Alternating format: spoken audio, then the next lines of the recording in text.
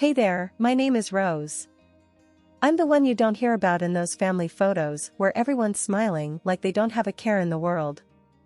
I got a sister, Lucy. She's been the star of the show since the day she was born. Little Miss Perfect, right?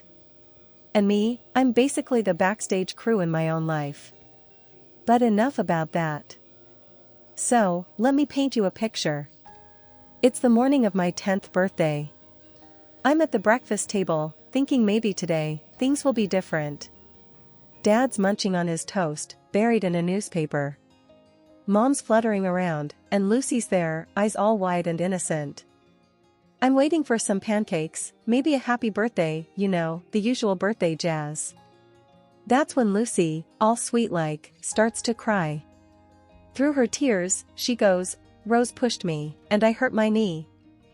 I'm standing there, jaw on the floor. What? No, I didn't. But Dad just peers over his paper, frowning like I'd spilled his coffee, and Mom, well, she's already knee-deep in Band-Aids for Lucy. "You gotta be kinder to your sister, Rose," Mom lectures, no room for buts. But you heard your mom, Dad cuts in. And just like that, end of story. No pancakes. Lucy's whimpering turns into a sly grin the moment they're not looking. Birthday cancelled on account of sibling drama, courtesy of yours truly. Fast forward to Christmas that year. I wake up thinking maybe this time I'll score some decent loot. We're around the tree, and Lucy's tearing through her presents like a tornado. New phone and fancy threads. I find my name on a package, rip it open. Socks. And some dollar store alarm clock. I mean, come on. Later, I'm sitting on the porch, skipping rocks on the sidewalk. Grandma Joan finds me there, hands me a cup of hot cocoa like she always does when the world gives me the cold shoulder. "Thanks, Grandma," I manage, trying not to sound as grumpy as I felt. High school was no different. Lucy had the looks, the friends, I had acne and a job at Sal's Pizzeria.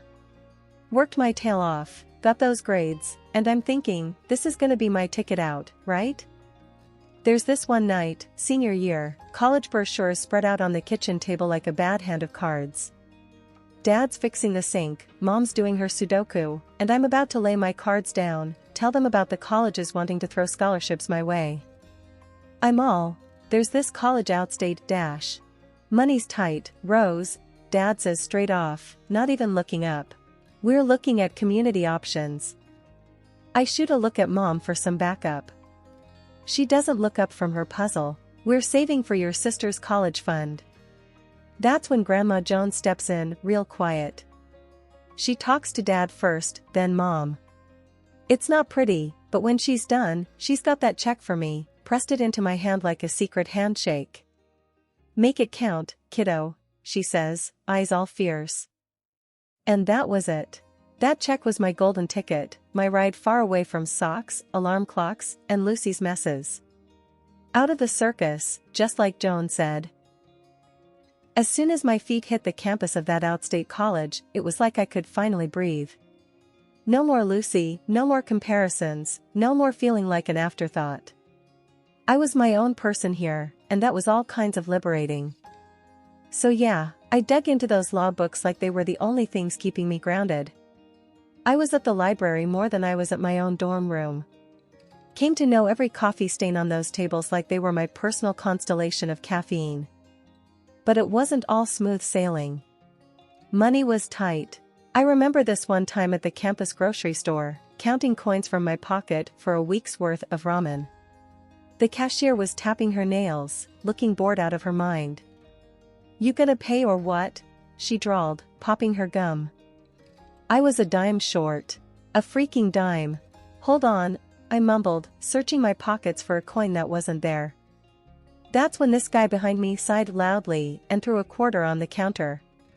"Here, keep the change," he grunted. Embarrassing? Yeah, you bet. But it was also the day I met Mike, who turned out to be a fellow law student and a bit of a smartass. A friend, something I hadn't had a lot of. In the grind between classes and part-time jobs, Mike and I stuck together. He was as plain-spoken as they come, didn't have patience for show-offs or slackers. Wasn't the type to sugarcoat feedback on my mock trial performances either. "You gotta stop sounding like you're asking permission to be fierce," he'd say. "You know this stuff, Rose. Act like it." And I took that to heart. By the time I was sitting for the bar exam, I felt like I was carving my own path, laying down the law, you know? I wasn't Rose, Lucy's sister. I was just Rose, soon to be Rose, ESQ. At the firm, things were different. I had to prove myself again, but this time it was on my own terms. The partners, they were a mixed bag, some welcoming, some wary of the new blood. I remember being cornered by one of the senior partners, Bill, during my first week. "So, you're Joan's granddaughter," he stated more than asked, eyebrows up like he discovered gold. "Yeah, how'd you know?" I was wary, keeping my answers short and my guard up. Bill chuckled. "Joan and I fought in the same trenches once. She mailed me your resume. Said you had grit." I'd have groaned if it didn't feel like a small victory. Grandma Joan, still my one-woman fan club. In that firm, I made it known I wasn't there to ride anyone's coattails. I worked cases like they were puzzles only I could solve. In the courtroom, it was another world. I wasn't the kid sister or the overlooked daughter. I was fierce. Mike's words came back to me, about not asking for permission. "If the glove doesn't fit," I'd say, cutting through the noise, "then you must acquit." Simple, easy, nothing too fancy, to the point. It worked. So yeah, I escaped. From family expectations, from always being second best. I made it on my own terms. And it felt like freedom, hard, exhausting, but undeniably mine. It all started at the courthouse steps where I bumped into Tom, literally. Papers and apologies flying everywhere. He was there to support his buddy. I was on my first case. We laughed it off, grabbed coffee, and it turned out we could talk for hours. He was a contractor, not bothered by my legal jargon, just easygoing and genuine. Before I knew it, we were inseparable. When we decided to get married, the plan was no fuss, just us and the people we loved, sharing a good time. That plan didn't stand a chance once my family entered the picture. "It's nice," Mom would say, dabbing the corner of her eye, but her tone adding a silent "but." Dad just patted my shoulder, a silent solidarity that didn't quite warm me. And Lucy? She had to make an entrance, even if it wasn't her day. She arrived in a dress so flashy you'd think she was the one getting married. But I bit my tongue. It was my wedding day, and I wasn't gonna let her rain on my parade. At least that was the plan. Tom, he was a champ about it.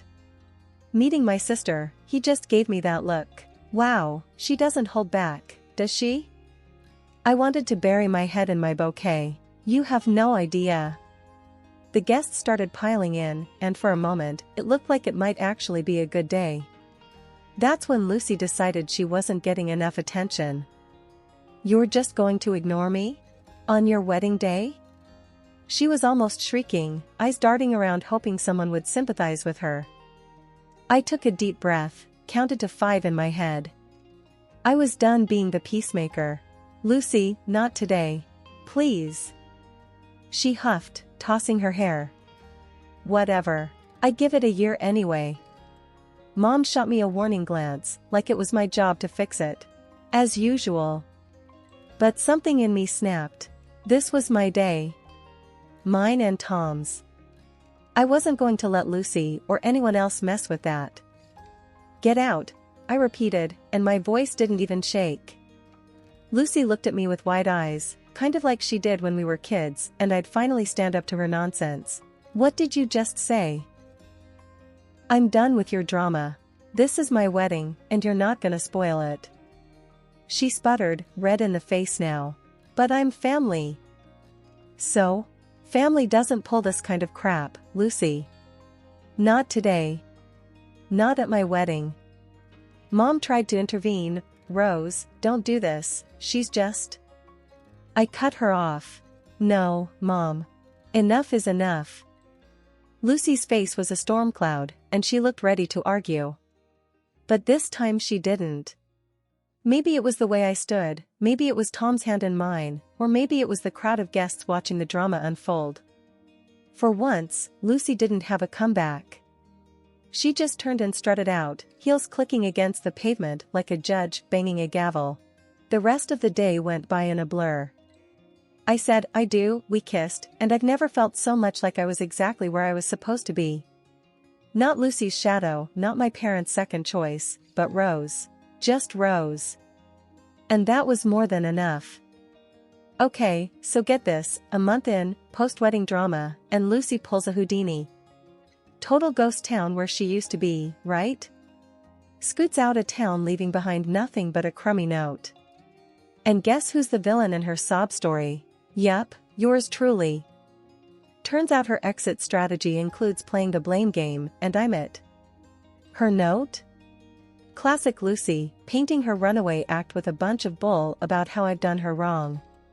Like she's the fragile flower and I'm the big bad wolf. At the next family dinner, the air's so thick with tension you could cut it with a knife. Mom's at the head of the table, flinging accusatory glances my way like she's dealing cards at a high-stakes poker game. Rose, how could you let it come to this? She starts, and I can feel the showdown brewing. Dunno, Mom.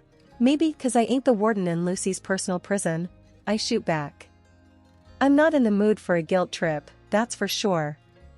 Dad chimes in, voice laced with that don't rock the boat tone. Your sister thinks you never gave her a break. That's serious.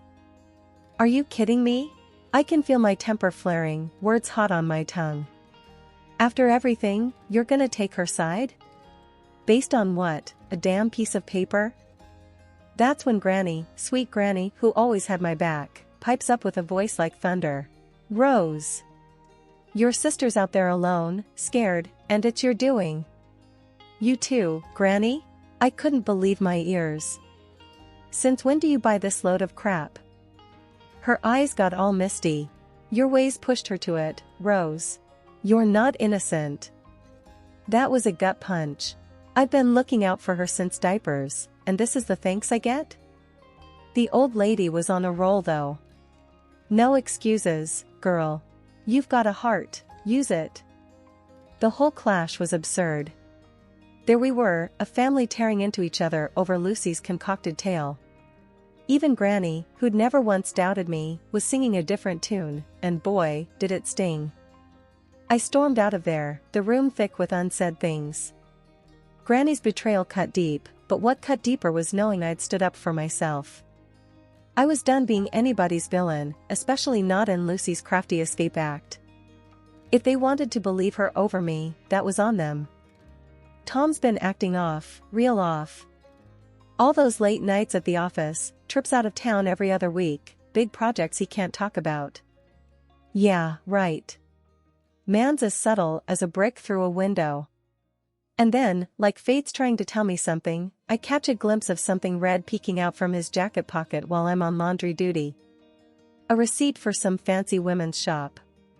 No way was that for me. I didn't confront him. What's the point when you know you'll get nothing but half-truths topped with lies? I decided I'd do it the smart way, let someone else do the digging. Yeah, I called up a private eye, got him tasked on tailing Tom, seeing what really goes down when he's working overtime. Jimmy's the name of the PI, seems like he's been in the game long enough to see everything twice. Just want the straight shot, I told him, no chasing ghosts. He gave me a nod that said as clear as day, I got this. So I wait. Days feel like weeks when you're waiting for a bomb to drop. I keep things normal at home, or make a damn good show of it. Every time Tom tells me he's got to work late again, I nod, smile, and say something like, don't work too hard, babe. One night, he's at it again. Gotta finish up some things at the office, you know how it is. I shrug, playing it cool on the outside, but inside, my mind's racing. Sure, Tom. Don't forget to eat something. Wouldn't want you wasting away. He gives me a peck on the cheek and he's out the door, and I'm left feeling like I'm on some warped episode of a TV show where the wife's the last to know. I try focusing on a book, some cooking show, but who am I kidding? My head's not in it. Instead, I'm thinking about that receipt. That damn piece of paper that feels like it's burning a hole through the fabric of our little suburban life. Finally, I get a text. Not from Tom, but from Jimmy. My stomach drops when I see his name flash up on my phone. I don't open it. Not yet. Can't bring myself to. Whatever's in that message, it's gonna turn my world upside down. Instead, I pour myself a glass of wine, let the cool liquid settle my nerves. They say ignorance is bliss, but I passed that exit miles back. I have to look. I pick up the phone, thumb hovering over the screen, and then I press. But Jimmy's text isn't the full picture. It's just to say he's on the case, got some leads. We'll know more soon, he writes. That's it, then. No turning back now. Tom's little secrets are on borrowed time, and when the truth comes out, I'll be ready. There's something liberating about it, knowing that I'm no longer in the dark, playing the doting wife, smiling while something rotten's eating away at my marriage. Grandma Joan and I hadn't been seeing eye to eye recently, but the envelope stuffed with the PI's evidence was burning a hole in my bag and my conscience. Deep down, I knew she was the only one who could give me the straight talk I needed without sugarcoating the jagged pill I was about to swallow. I knocked on the door, and it swung open, revealing Grandma Joan with her arms folded, looking as staunch as ever. "Took you long enough," she said, without a hello. I let out a breath that I had been holding in longer than I realized. "Yeah, well, I'm here now." We sat down at the kitchen table, the same one we'd shared more Sunday dinners at than I could count. But today, it wasn't a warm roast that lay between us, but a file filled with photos and texts. "I've got something to say," I started, but she cut me off with a sharp wave of her hand. "Save it," she said. "I can guess why you're here, and I don't need an apology." I narrowed my eyes, ready for a quarrel, but her face softened. "What's done is done. Let's just hear what you've got." So, I spilled it, all of it. The late nights Tom pulled, the lies that didn't add up. "Do you have proof?" she asked, eyes piercing through me like she could see the answers scribbled across my heart. "It's all here," I said, tapping the envelope. She reached out and I handed it over, but she didn't open it. Instead, she looked me straight in the eyes.